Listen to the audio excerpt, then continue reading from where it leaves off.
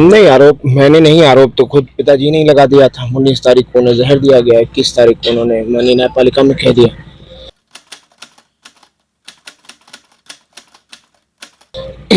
हम तो उनके बाद कहना हमने शुरू किया। कोई व्यक्ति जो फिट हो बिल्कुल सेहत से, वो अचानक से खाना खाने के बाद बीमार हो गए और उनको महसूस हो गया। उन्होंने लिखित में दिया माननीय न्यायालयों में, और वही हुआ कि 26 तारीख को तबीयत इतनी बिगड़ गई, आउट ऑफ कंट्रोल, कि मूर्छित अवस्था में जब वो बेहोश होकर गिर गए तो उनको ले जाके मेडिकल कॉलेज बांदा में एडमिट किया और डॉक्टरों ने उन्हें गंभीर पाकर आईसीयू में एडमिट कर लिया। कभी आप में से किसी ने नहीं सुना होगा कि एक व्यक्ति अगर ठीक भी हो जाता है, आईसीयू से स्वस्थ भी हो जाता है, तो भी 12 घंटा, 24 घंटा, 48 घंटा ऑब्जर्वेशन में रखा जाता है। 4 बजे भोर में 26 तारीख को आईसीयू में और 5 बजे शाम में बांदा की तन्हाई बैरिक में, जेल में। कहीं सोचा है किसी ने ऐसा हो सकता है? कुछ नहीं। तो इसलिए इल्जाम तो जो हमने लगाए हैं वो तय खुलते जा रहे हैं, तय वो साबित होता जा रहा है। और एक दिन उन्होंने किसी तरह गुजारा है। 28 को मेरी उनसे वार्ता हुई, लगभग 4 बजे उनकी इंतकाल होने से 3 घंटा पहले या 2 घंटा पहले। आपका फोन जो वो सब वायरल है, सब जान रहा, देख ही रहे हैं सब लोग। और उसके बाद उनको बेहोश होकर गिर गए वो, और हार्ट फेल हो गया उनका। ये इन लोगों का कहना है। इसके पीछे एक गहरी साजिश है। हमने साफ कहा है कि ये स्वाभाविक मौत नहीं है, ये सुनियोजित हत्या। अब्बास अंसारी से मिलने गए थे आप? जी, मिलने गए। कैसी रही? हमारे बड़े भाई हैं, विधायक हैं, जेल में बंद हैं, एडमिनिस्ट्रेटिव पावर है, डीएम को नहीं आने दिया गया। स्टेट चाहता ला सकता था, नहीं।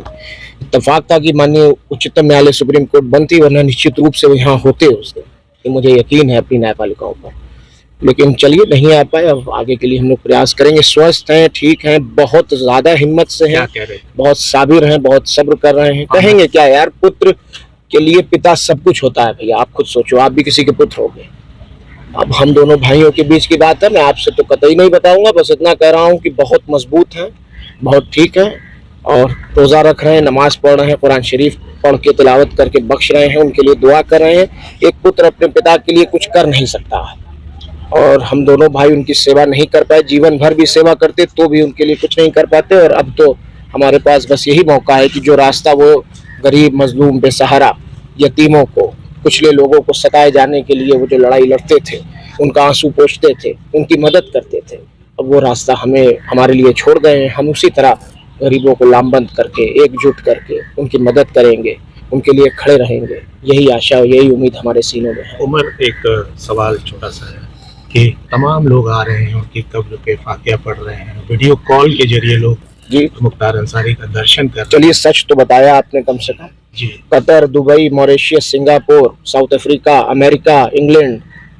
इतनी जगहों से तो लोग कॉल कर रहे हैं। और कई जगह दुबई से तो, कतर से तो लोग आ गए, आके मिट्टी दे रहे हैं और वो कर रहे हैं। और वो तो एक अलग बात है। जो गरीब जनता है पूरे 7-8 जनपदों में, बहुत ज्यादा दुखी है। बहुत लोग 3-3 दिन, 4-4 दिन तक तो खाना नहीं बना, लोग दही खा के रहे हैं। और हर वर्ग में ये हाल है, हर वर्ग में। और उस दिन का जो जनाजा था, वो सही कहा विधायक जी ने अभी, कि उस जनाजे ने उस मीडिया के जो प्रोपेगेंडा था माफिया और गुंडा कहने का, उसका भी जनाजा उसी दिन निकाल दिया।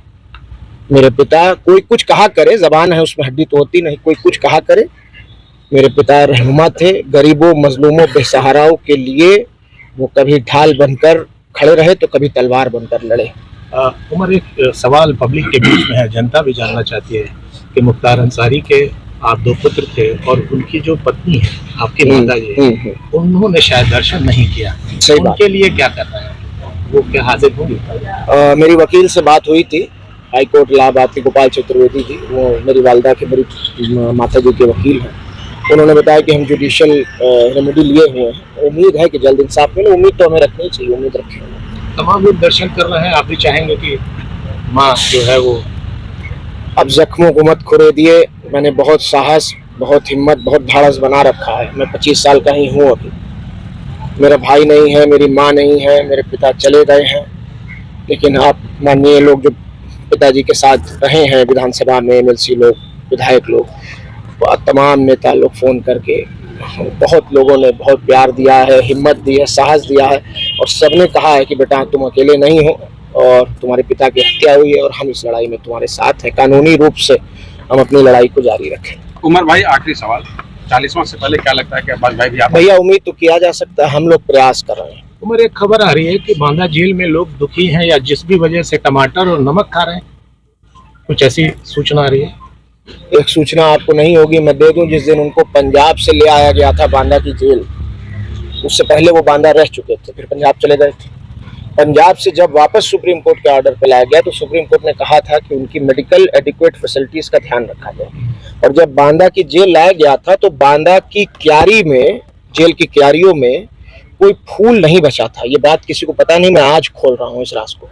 कोई फूल नहीं बचा था। वहाँ के कैदियों ने, जब वो अंदर घुसे हैं जेल के, तो सारे बंदियों ने, उस वक्त जेल खुला हुआ था, सुबह के 6 बजे उनको जब दाखिल किया गया, जेल खुल चुका था, तब तक जेलर के कमरे में बैठा हुए थे। सारे कैदियों ने फूल सारे तोड़ के क्यारियों से, और उनको फूलों की वर्षा उनके ऊपर की थी। गरीब, मजलूम, बेसहारा, कहीं भी किसी जनपद, किसी जगह, मेरे यहाँ लोग केरला से भी अभी आए हैं। सुनेगा भारत पर और वीडियो देखने के लिए चैनल को सब्सक्राइब करें और बेल आइकॉन को दबाएं। ये वीडियो पर्सनल यूज के लिए है और MTC ट्यूटोरियल्स के सब्सक्राइबर्स ही इस वीडियो को इस्तेमाल कर सकते हैं। अभी सब्सक्राइब करें MTC ट्यूटोरियल्स।